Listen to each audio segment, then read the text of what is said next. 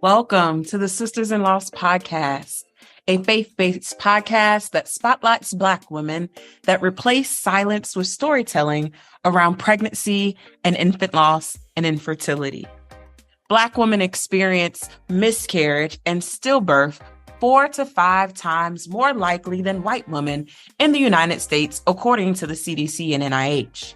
Whether you've experienced a miscarriage, infant loss, or stillbirth, are trying to conceive, or have an infertility diagnosis, you will learn about resources and strategies to heal, gain clarity, peace, and hope, and find an empowering path forward after loss.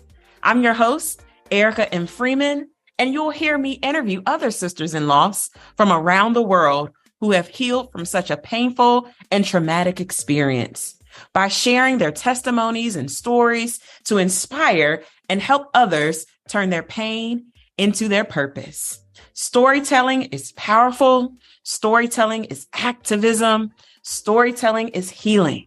Now let's get started. But I would love for you, we kind of jumped in. I want to go all the way back. So I would love for you to just introduce yourself, tell us a little bit about yourself, and then really go back to your motherhood journey, because I want to hear about what led you to making the decision to go through surrogacy. Okay. Well, I'm Kimberly Gowdy, and I am originally from Connecticut, but I live in Atlanta, like right outside Atlanta, Johns Creek. And I work in the insurance industry for a very long time. The only industry I've ever worked in since I graduated from college. I am married, David, and I have one son, but I also have two bonus daughters. You know, 'cause my husband had two daughters. And that's pretty much everything about me. I mean, I love to read. I wrote a book, The Colorless Womb. And what else about me? Like I said, I love to read. I love Sudoku. That's like my favorite thing. And I do it because I'm thinking that, okay, it helps my mind. Like, you know, used to be crossword puzzles. Yeah. Now I'm like, okay, I'm on Sudoku, like I'm a Sudoku fanatic.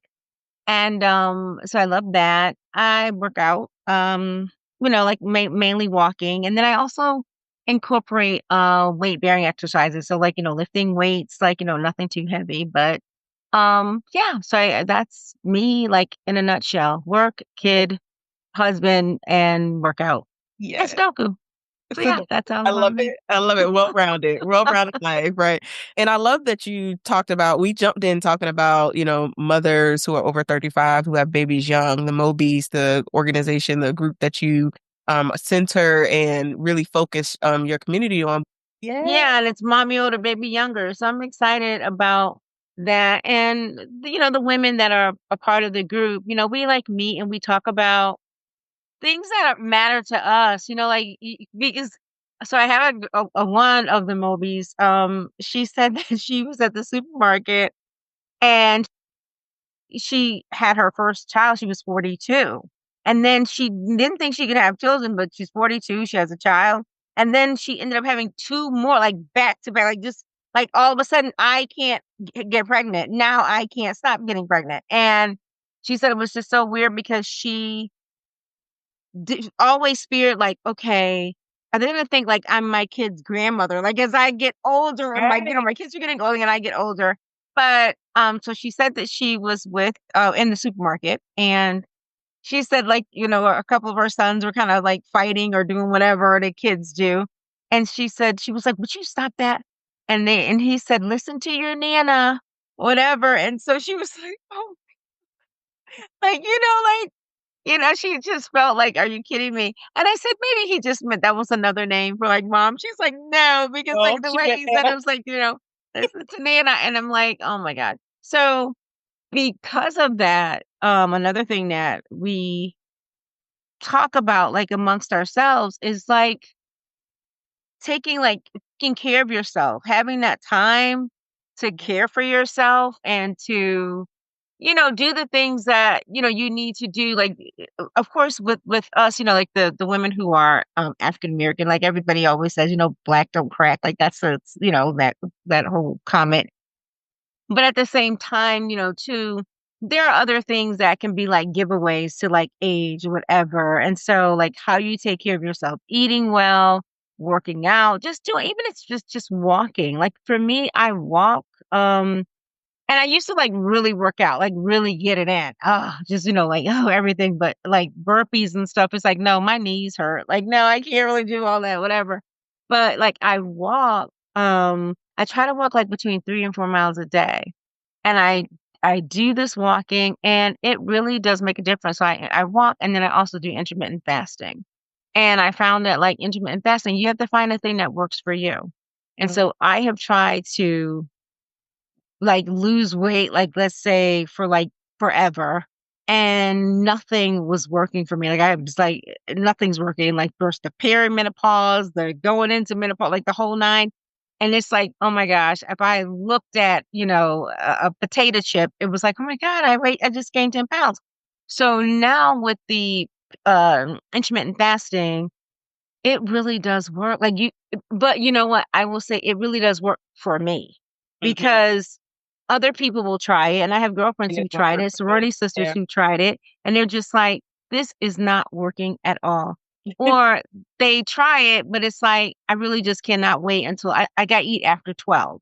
They're like, I just cannot wait until 12 o'clock to eat. Or, but then that just means that that's just not the thing for you. Yeah, Because the their thing body that's type for is you, different thing. Yeah. exactly. My friends have talked about this as well in like our group Mhm. chat about as our bodies have aged and how a lot of us are at a place where, no one is going to have any more children. Like physically they Yeah. can't Right. because, not only them going into some form of perimenopausal and our hormones are all over the place, Yep. but everybody has fibroids. Everybody Yeah. has some type of ovarian cyst that Yeah. causes Yeah. issues, and having heavy cycles and heavy periods, and that's throwing off your Oh whole my gosh. body Yeah. chemistry, Absolutely. hormonal health. That plays a role in not only how you eat, but really what you put in your body. So, like you said, like we have to take care of ourselves throughout time as time goes on, Yes. throughout our reproductive health journey, but particularly as mothers who are older, Right. ensure that we Exactly. are well so our babies can flourish as they continue to grow, Exactly. right? And that Making we are sure like well you and we're still young on the inside, right? making sure we're well. That's exactly it. Being able to keep up with them, like my son is 12. He's 12. And so I was well into my 40s when my son was born. But the issue with me is, like for Mobies, as what I call like women who are 35 and older and become moms. And you can become a mom. Like for me, it was through surrogacy. And so, like, whether that be the case, maybe you marry someone and they have a child and you become a bonus mom. And so you are in that role where you become a mom and you are 35 and old and up. And even, I mean, in this day and age, like, even like 30 and up, you're tired. You're like, okay, yeah, but 35, 40, you're just going, okay. But it's about taking care of yourself and just really taking the time for yourself still, even though you do have a lot going on. There are going to be for me, there's so many things, school this, school that, like I'm telling my husband, okay, you take that, I'll take this. It's like, and we're talking one kid, not even like, more than two, one kid. And we're just like, oh my gosh, he's in this, he's in the science, this, he wants to math this. Oh, I'm playing a viola. I'm doing this. I have basketball. I'm into soccer. And so it's a lot if you're A lot. 25. It is a lot So to manage I always call it like this overwhelming mental load of motherhood. yeah. These Yeah. invisible tasks that we try to manage with our partners, right? Yeah. A Yeah. lot. It's a lot. So centering yourself in this is Yeah. so important, especially as you age. But you wrote a book about your journey through surrogacy. Yeah. And I would love for you to really take us back on your journey to motherhood, really to talk about your losses and then Mhm. led you up into actually making the decision to have a surrogate and that entire process. Because what people don't realize or don't recognize, when it comes to people who have fertility challenges is that it's not just that easy of It's not. making the decision to go through fertility treatments because For Yeah. Black people, there's always a financial factor, right? Yep. Then Yep. you have the financial factor of actually extracting your eggs, creating embryos, and Yep. the other financial burden of like, okay, now I have to actually find someone to carry this baby. That's I right. would love for you to talk about that because we don't really talk about that as Black women Yeah. and what Yeah. it takes to have a gestational carrier because of how celebritized, I don't know if that's really a word, but Yeah. how a lot of our celebrities or reality TV stars, we've seen them do this and out of necessity because basically they've had their own fertility challenges as well. It wasn't like people are just going directly to a surrogate. A lot of people want to carry their children. Right. God has other ways and it's a journey that went on and stopped. So I would love for you Yeah. and then share about what led you up into that journey. Okay. So prior to being married now, like, I've been married 17 years, but prior to that, I was married 11 years. And in that first marriage was when I experienced my pregnancy losses. So my issue was I could get pregnant, but I couldn't carry to term. Like, so this would never work out.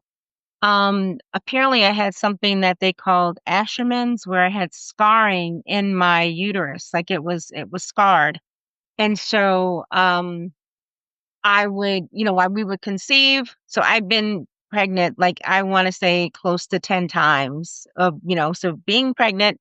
And so I went through the journey of, I'm pregnant, I'm 6 weeks, and it's like, oh, they finally like they want to see like the little flickering on the monitor to say, hey, there's a heartbeat, and you're all excited. And it's like, okay, then I go back and it's like, oh, nothing's there. Or I am pregnant, and then all of a sudden I just start bleeding. And it's just like, okay, like so you go through that and it's an emotional roller coaster. It's a challenge. Um, and the thing is, I am another thing I may have left this. Oh, I did leave this out. I'm the oldest of six girls, and being the oldest, and all of my siblings have children. So here I was, like, okay, um, a new baby's coming to the family. And the thing is, you have to always be excited for your sisters, or whether it's your biological sister, your friends, you want to be excited. And does it pierce your heart, at times when you're like, everybody else is having kids and I can't? Then at my church, oh, such and so, they had the baby last night. And it's like, oh, or baby dedication's happening and the whole nine. And you're sitting there and it's like, you may have just lost, like maybe no one sees that you were pregnant, and you only told a handful of people. You maybe went to close to 3 months and you're like, okay, let everything be okay. And it just doesn't work out. And so you are suffering through that and you still have to smile and, oh, this is so great. I'm so happy for you and the whole nine. And so I did a lot of that. And then I got, like they thought, okay, like I went to 6 months with my pregnancy. I'm 6 months and I am so excited. I mean, it was it was amazing. It was Elijah was his name. And then one evening I just my water broke. Just, I mean, 6 months. And so I it just like that, it was the most painful to go through that one. And, the names picked out and I'm all excited. And so now people know, like you can't just say like, oh, when people would ask me constantly, because I was married, like, oh, when you guys having kids, when you guys having kids, um, you can't even just say, oh, whenever, like, it's like, not like we're trying or anything, because you're like embarrassed that you're not, having any success. So, here it is. I finally am showing at this point. So now everybody's coming up, they're touching my stomach and it's a whole, you're all excited in that church and friends. People at the bank. It was when we were going into banks is when I was pregnant. Like, we're going at the bank teller. Oh, my God, I'm so excited for you. And it was such an amazing thing. And then, so when that happened with my water breaking, um, I just remember like, please God, like, I like, please. And it didn't work out. And I ended up having to deliver the baby. It was it was a little boy, Elijah. And it just destroyed me. It's so hard. But then I ended up getting pregnant again, like maybe like a few months later. And then I went to 5 months with that pregnancy. And then one morning I just started bleeding. And so again, I mean, so we're talking these were just years of absolute devastation. I mean, the pain was raw. I mean, I'm at a place now where I can talk about it without just going into like shaking. But it was just the worst experiences of my life that I just could not even handle it. And so ultimately that and like a couple other things in my marriage at that time, it was just too much for us. It just was too much. And then we ended up divorcing or whatever. So I figured at that point, you know what? I was offered a position in Atlanta. I'm going to go to Atlanta and pretty much just come to the knowledge that, and be okay that I will just not be anyone's mom. Like I won't, my babies that I had, I felt like, people would send me Mother's Day, congratulations or Mother's Day messages. But I wasn't a mom where I was raising children or whatever. And I had a number of nieces and nephews, and they were just amazing to me. And I'm always special Auntie Kim, and godmother and the whole nine. But I just said, okay, that's my life. That's where I am, and that's how things are going to be for me. And then I moved to Atlanta. Um, Ultimately I meet David, who we're married now. And I wrote about this particular thing, but we meet and then we like date for like 5 months, get engaged, and we're married like within the year we get married. Well, that is wonderful, but I tell you, a lot of things you really forget to talk about. And so I'm thinking at my age now, like, close to 40, I'm just not going to be like a mom. And so he has two daughters. He's happy. It's great. And then he says to me, "Oh, I've always wanted a son." And I'm looking around going, wanted a son, like from who? Like, what? And, so then we had to go through this whole conversation. Now my husband's a physician. So he knew like other physicians that, oh, I know Dr. So-and-so. Like I went through my whole story with him. And of course, you don't ever want to go through that type of pain of losing your baby, even if you could be 8 weeks. It's just knowing that the baby it does not matter. You're like in love from the time that you get the plus sign. It's like, oh my God, little Junior. And you're so excited. And then on top of that, the last loss, the one that when I was 5 months, they had done the stitch. They call it like a cerclage, where they were like, okay, we can keep your uterus closed and fine. Didn't work out. Obviously, that's when I just started bleeding. So now I don't want to go through this ever again. And I'm telling him, but he's just like saying, hey, I got the right people and I know the right person, whatever. So I ended up moving forward with it. Like, of course, you have to go through, like, they have to tell you like your biological age or something, like, like whether or not you can do this, whether or not you can do that. They even took like tissue samples to see if there was some type of abnormality, like with my tissue, like my uterine wall or something, that maybe there was a problem and why you just couldn't carry, well, like your cervix, did it have a, whatever. And no, everything came out. They sent it like to some specialists and it was a whole big production. And then that's when they said that, oh, like there was lots of scarring or whatever. And so um, we ultimately we did try, like, we did do like the embryos, like you have to kind of like do the whole thing, the IVF. And at my age, it was like, like my late 30s, it was like, okay, they would say, oh, we got like 22 eggs, like 4 might be any good. Like, it's like, come on, like I'm not 22. So they were like, they got as many as eggs as they could. And we finally said, okay, we wanted to move forward. Now my husband wanted to move forward with me carrying like the child. Like he was like, we could just do this and it'll work out. And so we tried it once ourselves and it didn't work. And honestly, I was very happy because again, the getting pregnant part, like, oh, that excitement, it's just the pain of it all afterwards. And it just brings memories of, and I don't know. I just didn't want to do it. So then finally we had a whole heart to heart about it. And I just said, I just cannot do this.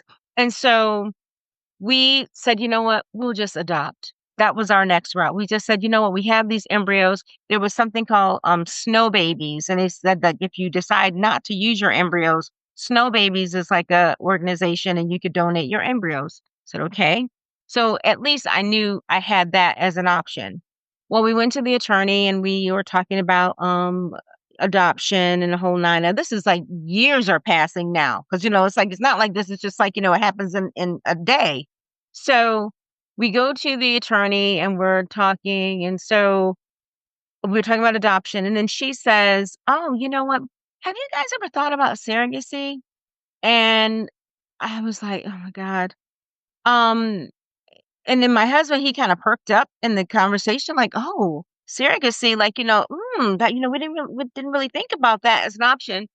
And I think that like some people will think, okay, somebody can carry the child for you. Like you don't have to gain weight. You don't have to do whatever. But the truth of the matter is, and I know at least from my situation and other people who are surrogates, who you had to use a surrogate, it's you carrying your child is like the most beautiful thing. It is the most precious thing. It's that thing that you want. It's that bond that you want. So gaining weight or whatever, like who cares about any of that? You are just focused on the bond that you're going to have with your child. So it's just when you have to use a surrogate, it pretty much says, I'm a failure. I can't do something that any woman is supposed to be able to do. I can't do it. And now I need help. And it just tells the entire world, oh, look at her. It's a scarlet letter. She just is barren. She can't can't carry a child. She can't have children. And so that's the stigma that you go through. Like, gosh, like, I don't know, because then people are going to know that like I couldn't do something, whatever. And I had to get to that point to finally say, yes, I would move forward. Well, once we decided we were going to move forward, the reason I wrote this book called The Colorless Womb is because I instinctively wanted a Black woman to carry my child. And it was not out of any racial thing, was none of that. It was just that I wanted to see like myself, maybe vicariously kind of living through her. And I figured that we'd have like a more of a connection and talking about like what was happening with the pregnancy. And I knew I would be going to doctor's visits and the whole nine. And so I didn't know anything about surrogacy and I had to jump. It was like a whole world of surrogacy out there. If you don't use an agency, so I started visiting these sites and they were talking about different people who were surrogates. And it's almost like online dating where you're scrolling through and seeing people going, okay, is this the right person for me? Is this the right person? I mean, filter by this. I mean, oh, they're in Atlanta, they're whatever. So the first person we tried, it didn't work out because you have to, with surrogacy, you have to have, there are three things.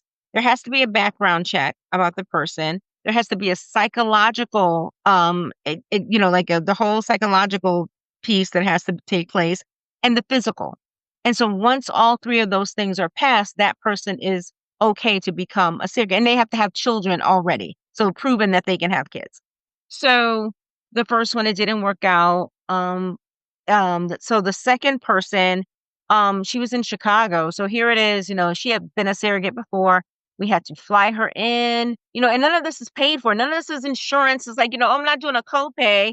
You're flying the person in, which is why I thought this was only like for celebrities. Cause I'm telling you, this costs quite a bit. And you have, make sure they have a place to stay, pay for the childcare that they have back at home. Cause remember, they have to have kids. And so it was a lot, but we really we were all in at this point. So that was the second person. So between the first person, it was like a year later that we found the second person. So we find her, we go through with moving forward with it, and we do the IVF. It doesn't work out. And so we said we're going to try it again, but then it was like kind of a physical reason, like, for why we couldn't do the second round with this same person. So then there was the third person, and she lived in Atlanta. Oh, yay. So no flights, no anything. That we thought that would be great. And we go through the whole thing, the background check, the psychological, get to the physical part, and she has like a massive fibroid, and they cannot move forward with it. So they said, like as big as it was, as the baby was growing, the fibroid would be growing. So I didn't even know that was a thing, but yeah, that's supposed to be true. So couldn't do it. And so at that point, I'm like, we're done. Like, this is strike three. It's over. Let's be done with it. So as I said, I wanted a black woman, just for community wise, I just wanted her to be African American. And when we told the attorney that we were done, like we just didn't want to do this anymore. At that time, she was trying to start her own like surrogacy agency. So when she was writing these contracts for other people, she would keep in touch with the surrogates that other people had used. And so she said, I know you're done. I know you don't want to do this anymore, but I have this one person. I really think you should talk to her, at least meet her. And I was like, no, that's okay. Like, we're done. But of course, my husband, well, So I finally relented again and said, okay, I'll do it. And so she's hanging up with me, and she says, oh, and well, by the way, it's her name's Heidi, and she's white. And I said, oh, okay. Okay. So we met, and I tell you, Erica, when we opened the door, they were already at the attorney's office. We get to the attorney's office. They're like in this big kind of a boardroom or whatever in down in Buckhead. And I walk in, and she's there, and it was just something that was like immediate. Like yeah, we just really connected immediately. And we sat there so long. The attorney was like, okay, I really want to close my office. She left and let us have a private conversation, but she's like, came back and she's like, okay, Rich, we should have been closed like 2 hours ago. So then we ended up going for Mexican, like, I love Mexican. And so we end up going. And so while we're talking, it's like, again, it's like, online dating, like you're meeting this person and it's like, okay, now we're going to go out to eat. And so it's like, okay, so like if you want to move forward, like, it's like awkward, like, how you're going to say it and the whole nine. And so she was like, I'm going to go home and I'm going to talk to my kids and I would let you know. So the next day she called and she said, I would love to be your surrogate. And that's how she became our surrogate. And I want to say, like, we did the one IVF, the transfer, and it worked immediately. And it was 5 days after, they tell you not to do pregnancy tests, like don't test, whatever. But she did a test like 5 days later, and she sent me a picture of the stick, the pea sticks or whatever, because she and I had bought like a ton of them, and it was positive. And so, yeah, so that's how, and she ended up carrying our son. And so there you go. And so that is why I call my book The Colorless Womb, because it's like we're more alike than different. And so it didn't matter what color she was.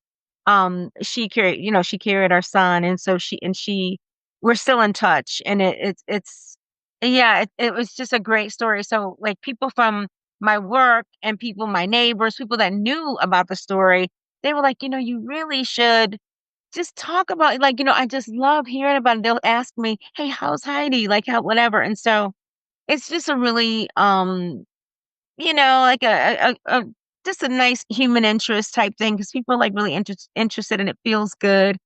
And so as my son got older, I shared with him because like when my book was out, he was like saying, Mom, like this colorless room. And he's like looking at parts of it. And so I told him about the surrogacy part of it. And so they talked and he said, thank you so much for helping my mom, whatever. I know, like, like she had a broken tummy or whatever, but, hey, thank you so much, whatever. And, it's like, yeah, I mean, it's just, they have not, like, she met him just after he was born, like maybe 2 or 3 months after he was born. She saw him again at a baby shower that my friends had given me downtown Atlanta. And I thanked her. I wanted to publicly thank her for what happened. And yeah, so it was just she and her husband were there and it was great. But it also is like all about timing, right? In God's time. Yeah. Because we want something and we put our minds to it. Yep. Yep. And God says, oh no, we got something else planned. Yes, For exactly. a different story to tell. And Yep. it worked out the way it was. And you have your baby. Yeah. And your husband has his son, his namesake. Yes, he really. I mean, it could have been a girl too, but I just remember when we were looking at the ultrasound. I had been going to YouTube saying, "How can you tell if it's a boy or girl?" Because I knew the sonogram was coming up. How do you tell? And so before the person could even say, she said, "Do you guys want to know?" And I said, "I can already see it. I can already see it's a boy." And she's like, "Yes, it's a." She's like, "You want a job?" I was like, "I know." So it was I love it. it was fun. So he was excited. So yeah, so it worked out for us. And in that regard it did. So we can pick up more details of the book. Is it on Amazon, Closed Womb? Yes, it is on Amazon. It's called The Colorless Womb by Kimberly Gowdy. And so yeah, yeah, I mean, of course I think it's an amazing book. And people who contacted me when they've read it, they were like, "Oh my gosh, I was in tears. I laughed.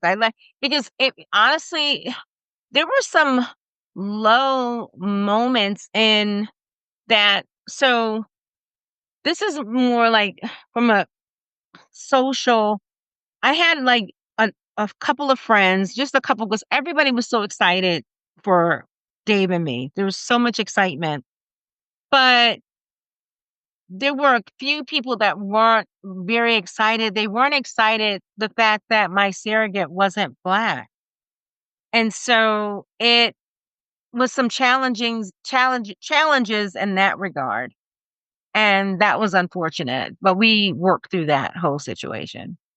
And I think the people that weren't happy, like when it came to the racial aspect of it all, there it was two people, but it was more like societally they're saying, it made them feel like it was more like a savior kind of thing, like someone else from a different race, like someone had to save me, like, I don't know, like whenever like there are movies, whatever, it's like, oh, you have to look to this person who is outside of our race to be like, oh, the teacher who went into the inner city and did this, whatever. And it was that type of thing. So that was their feeling about it. But my comment to them was that, first of all, you don't know what someone has gone through. And so whoever God chooses to use for a situation, that's who he uses for the situation. And you don't know why he's using that person in that particular situation. So for this, for her to do something to me that was so selfless and be so amazing from day one of the pregnancy, I couldn't have, I mean, I knew how I wanted it to look, but our plans are not always God's plans. And so that's just what I have to say about that. So I would love for you to really talk about your grief and your healing, because it was a long time before you actually became a mother in the physical. Obviously, being a bonus mom is a mom. I'm not going to discredit that. Mm-hmm. Being a mom to angels in heaven, we're not discrediting that, but it is a difference in feeling when it is your child. And although you didn't have the physical capability of carrying him, you were still very integrated with your surrogate, your gestational carrier, Heidi. I would love for you to talk about just how all of the losses played a role in how you felt when that baby actually came out and you heard his cry. Yeah. Well, so the grief, I the pain was so deep. Like, when I was at my 6th month, and when they said that, um, this is likely, you're not going to leave the hospital with a child. And at the time, I thought that the physician was being so just dismissive about it, just like as if it was like, sorry, but we don't have any more cucumbers, whatever. It's just so like whatever. It just wasn't, and it really bothered me. The way that it was handled, that really bothered me, because it made me feel just kind of, I was just able to be dismissed. Like, you'll have another kid one day and don't worry about it.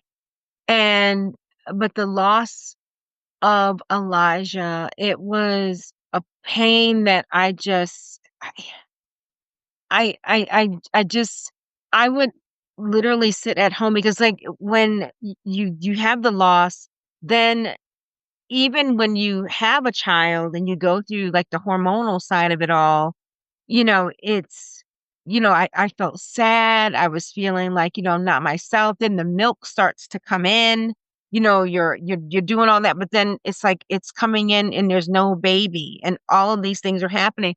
And so it just, I didn't want to be alone. Like, I would say to my husband, I was like, oh, do you have to, like, can't you just be off a little longer? And it was just hard, like a grief, like a pain that I would sit, they had dressed him, and I would look at pictures and look at the footprint and just cry and cry.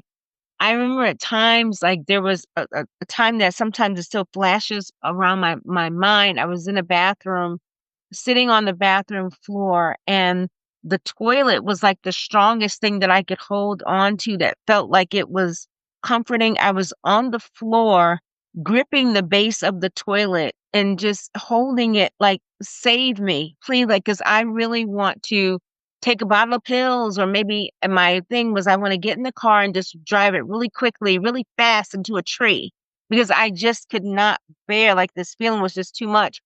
And so then when the next year it happened again, that's when I said, like our marriage just really couldn't survive it. I mean, I would just be like, every minute of the day, I would be in tears, and to the point where even with work, um, I was asked, like, you know what, I work in insurance, so of course they can see all of my claims, they can see everything that's happening.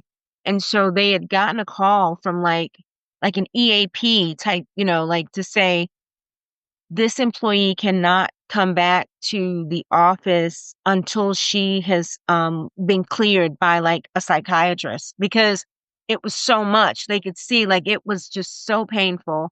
And I couldn't even really admit what I just said before, like, until I see a psychiatrist, because it was just like, such a stigma with mental health or whatever. But I'm free. I'm completely delivered from that.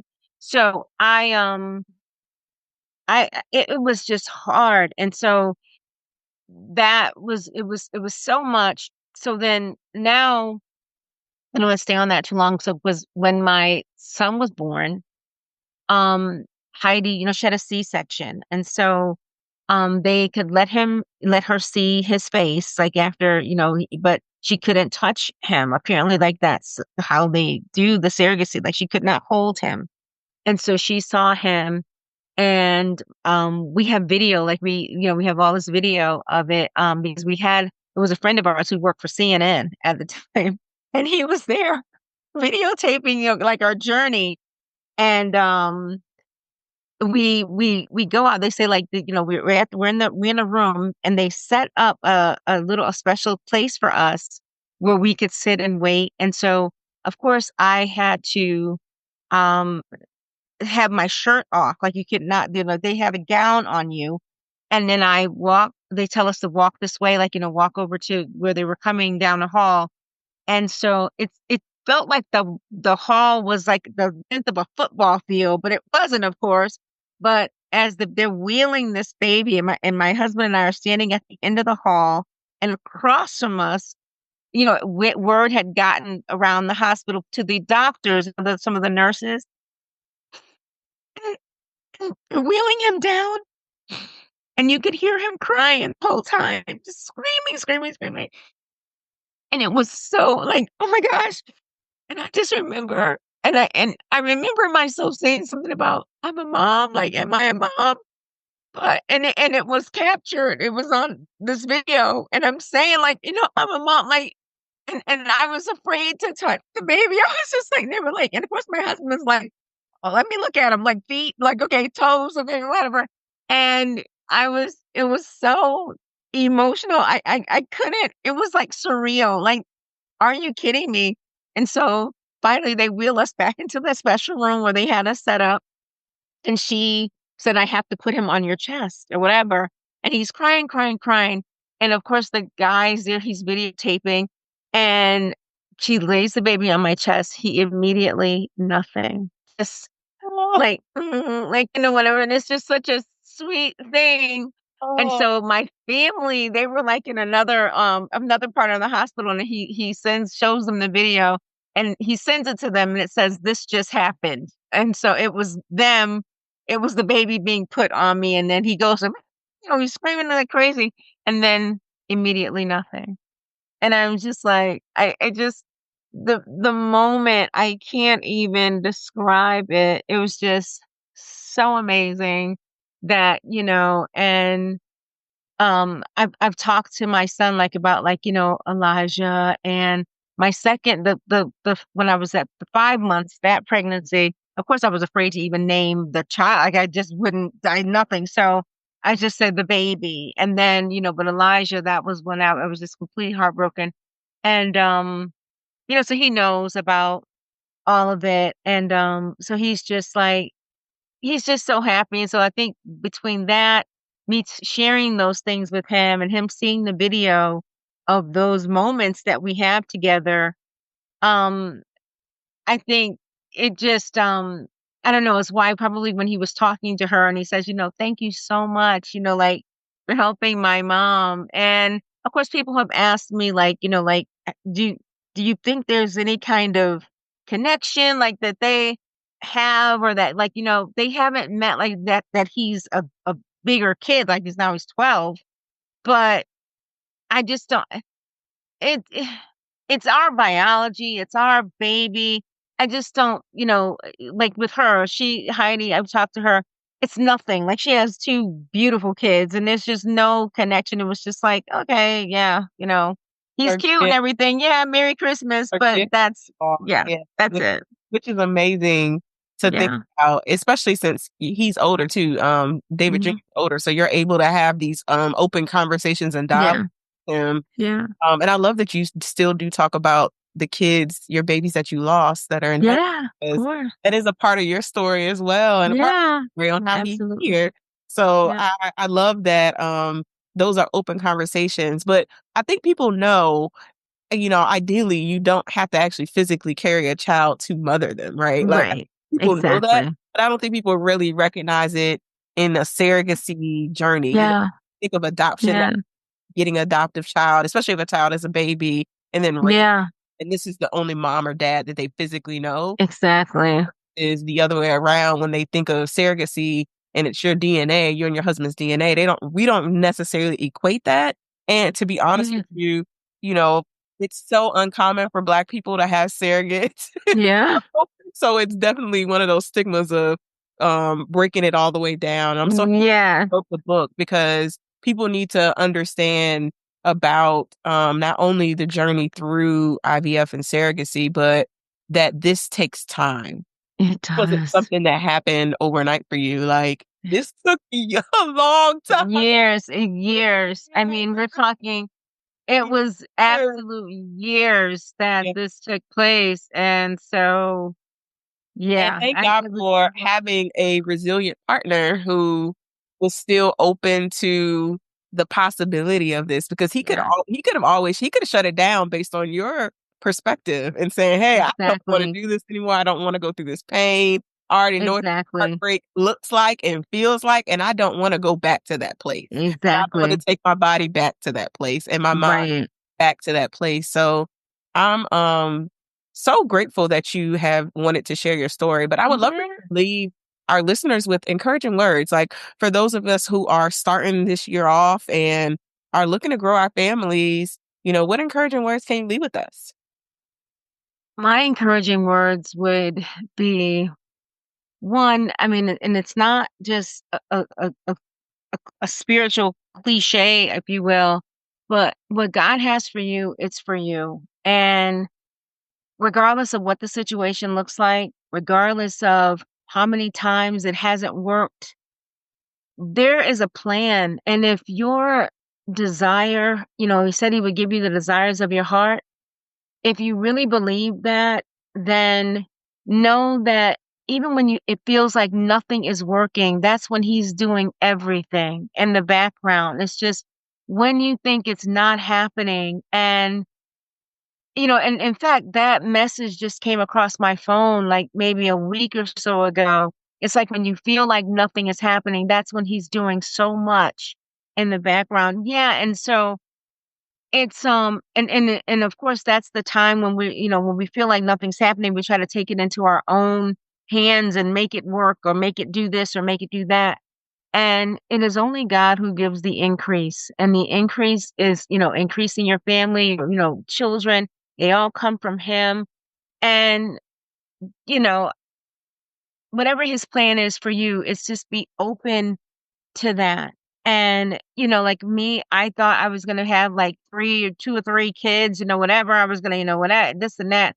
I have 1 child and I have 1 and I'm content with where I am. And that, so that's what I would say is just be encouraged knowing that there is someone greater than all of us who is working this through and who will give you the desires of your heart and who will have you content in any situation that you find yourself in. So that's what I would say. I love it. Absolutely love it. So where can we connect with you after this? Obviously Amazon to people to buy. Yeah, for the book. Mhm. And if you like, I have an Instagram. It's colorless womb underscore. Okay. And so colorless womb underscore, like you'll see, like, I have messages that are out there that are positive messages about surrogacy. You'll see my son, like some of the silly things that he and I've done. So yeah, so that, and then, I also have like a group, it's Moby Moms is like something like Moby is like stands for mommy older, baby younger, and it's for women that are like 35 plus. And with however you became a mom, whether it be surrogacy, your bonus mom, whatever it is. But like we get together down here in Atlanta, but I have a page just like on Facebook. I mean it's Moby Moms, and so it's Moby underscore moms. And so we just chit chat, like, you can join the group and have conversations there. But we talk about older motherhood because again, when you have challenges, getting pregnant or having a lot of losses, a lot of times you end up being an older mom. You didn't think you were going to thought you'd be done with your family by a certain time. But again, our plans are not always his plans. So there's that. So that's how we can connect. And, yeah, I'm so thrilled that I had this opportunity to talk to you today. Absolutely. Happy we Thank you for listening to today's episode. For show notes, go to sistersinloss.com to stay connected with us and join the Sisters in Loss community and receive my weekly newsletter. Please go to sistersinloss.com/newsletter. That is sistersinloss.com/newsletter. Please rate and review this episode, and I will talk to you next week.